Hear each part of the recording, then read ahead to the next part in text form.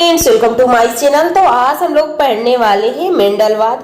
तो हम लोगों ने पहली कक्षा में ये सब वंशागति, विविधता, अनुवांशिकी, अनुवांशिक शब्दावली में हम लोग gene, allele, phenotype, genotype, gene बिंदु, समयुग्मजी, विषम युग्मजी, लक्षण क्या होते हैं, विशेषक क्या होते हैं, उसके बाद युग्मक, संकरण, एक संकरण, द्विसंकरण, परीक्षण संकरण भी पढ़ चुके थे। संकर पूर्व संकरण क्या होता है, प्रभावी लक्षण क्या होता है, अप्रभावी लक्षण क्या होता है।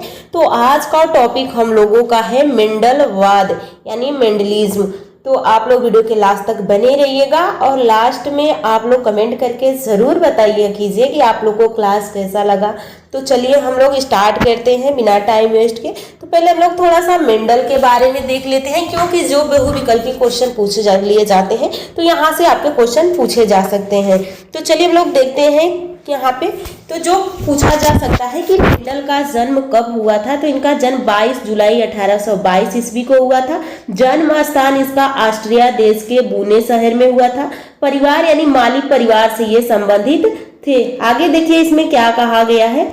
बड़े होने पर ये ब्रून शहर के चर्च में पादरी बन गए, यानी वहां पे ये पादरी बन गए। इन्होंने मटर के पौधों पर लगभग 7 वर्षों तक, देखिए इन्होंने मटर के पौधे पे 7 वर्षों तक यानी 1856 से 1863 तक प्रयोग किए। मटर के पौधे का वैज्ञानिक नाम पाइसम सटाइवा होता है। यहाँ पे देखिए, यहाँ पे 1865 में इन्होंने अपने प्रयोग से निष्कर्ष और उपलब्धियों को ब्रून शहर के नेचुरल हिस्ट्री सोसाइटी में प्रस्तावित किया।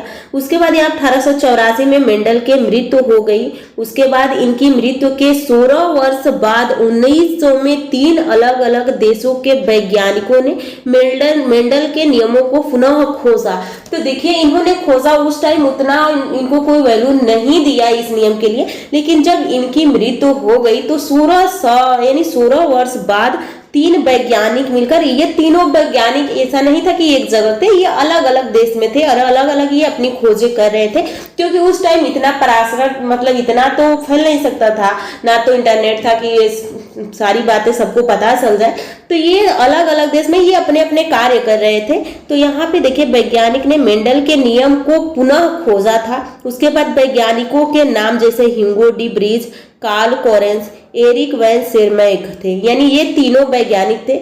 यहाँ पे देखिए इन तीनों वैज्ञानिक ने मेंडल के नियमों को संक्षेप में मेंडलवाद कहा। तो पूछा जा सकता है आप लोगों से कि जो मेंडलवाद किसने कहा, तो जो ये तीनों वैज्ञानिक थे इन्होंने इस नियम के संक्षेप में मेंडलवाद कहा। अब देखिए कि मेंडल क्यों मटर का ही पौधा चुने, बहुत सारे पौधे रहे होंगे तो क्यों इन्होंने इसी को चुना। तो यहाँ से भी क्वेश्चन आपके पूछ लिए जाते हैं। तो देखिए यहाँ पे क्यों इन्होंने मटर के पौधे को ही चुना था।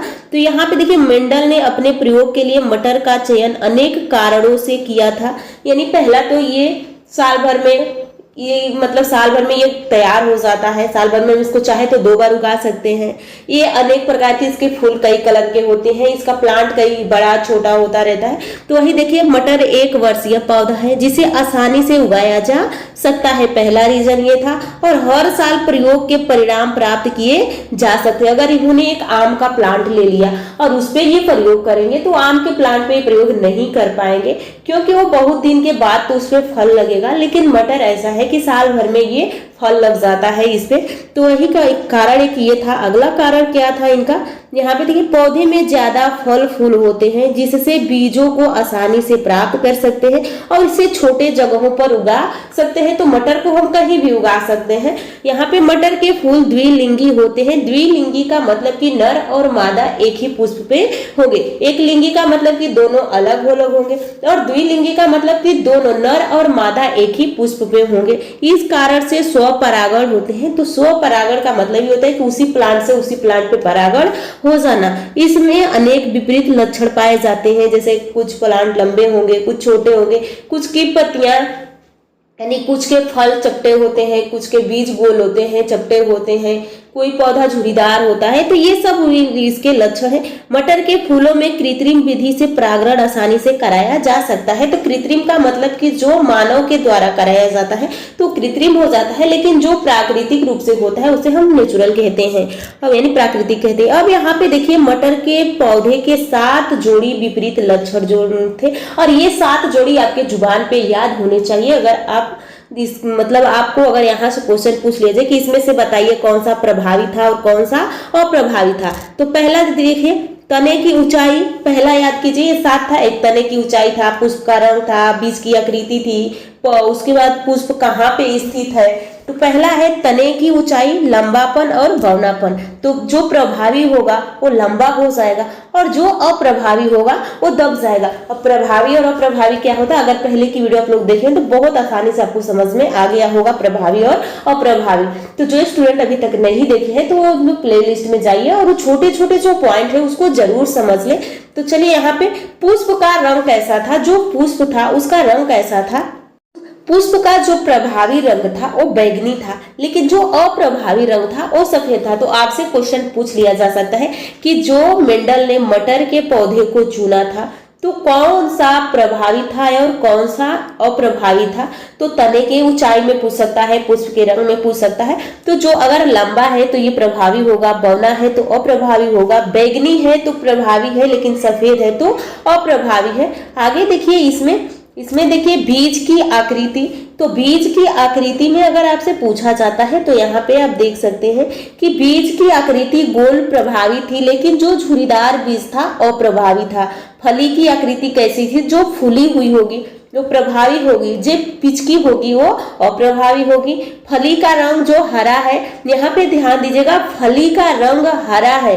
और जो फली का अगर रंग पूछे तो यहाँ पे एक तो यहाँ पे आपको कंफ्यूजन हो सकता है और एक यहाँ पे हो सकता है, यानी पुष्प की स्थिति में और फली के रंग में। तो फली का रंग जो हरा होता है वो प्रभावी होता है और जो पीला होता है अप्रभावी होता है। पुष्प की स्थिति यानी कच्छस, जैसे कि ये प्लांट है और यहाँ पे फूल लगा हुआ है और एक अक्षीय यानी इसके अक्ष पे लगा हुआ है। तो ये जो पुष्प की स्थिति कक्षीय थी ये प्रभावी थी, लेकिन अकक्षीय क्या थी, अप्रभावी थी। और पुष्प की स्थिति देखिए तो यहाँ पे इसी को उलाट दिया गया है, इसको ध्यान दीजिएगा। तो जो फली का रंग हरा प्रभावी था, लेकिन पुष्प की स्थिति में हरा अप्रभावी हो जाता है और जो पीले रंग होता है वो प्रभावी हो जाता है।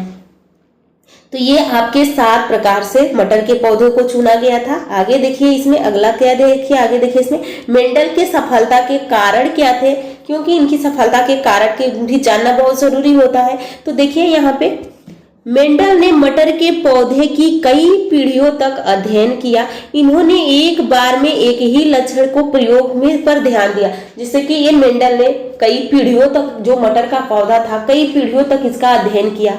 उसके बाद ये जो अगर इनको करना था तो एक बार में वो या तो प्लांट की लंबाई की करेंगे, बीज के कलर का करेंगे, बीज के आकार का करते थे, माने एक ही लक्षण लेते थे। उसके मेंडल ने अपने प्रयोग से प्राप्त परिणामों को एक लेख जोख रखा, यानी इन्होंने जो जिस स्टेप से करते गए उस स्टेप को लिखते गए। तो यहाँ पे देखिए आगे देखिए मेंडल के नियम की आनुवांशिकता के नियम। तो मेंडल के नियम या आनुवांशिकता का नियम, तो मेंडल के आनुवांशिकता के 3 नियम है। तो पूछ लिया जाए कि मेंडल के आनुवांशिकता के कितने नियम है, तो मेंडल के आनुवांशिकता के 3 नियम है। एक प्रभाविता का नियम है, एक अप्रभाविता का नियम है। तो चलिए हम लोग आज की वीडियो तो यहीं पे समाप्त करेंगे। नेक्स्ट वीडियो में हम लोग देखेंगे प्रभाविता का नियम क्या होता है, पृथ्वीकरण का नियम क्या होता है, यहाँ पे फिर स्वतंत्र अपविभवन का नियम क्या होता है। तो हम इनको नेक्स्ट वीडियो में देखने वाले हैं। तो आप लोग चैनल को सब्सक्राइब कर लीजिए, वीडियो को लाइक कीजिए और ऐसे छोटे छोटे कंसेप्ट को क्लियर होता रहेगा। तो आप लोग क्लास से जुड़े रहिए।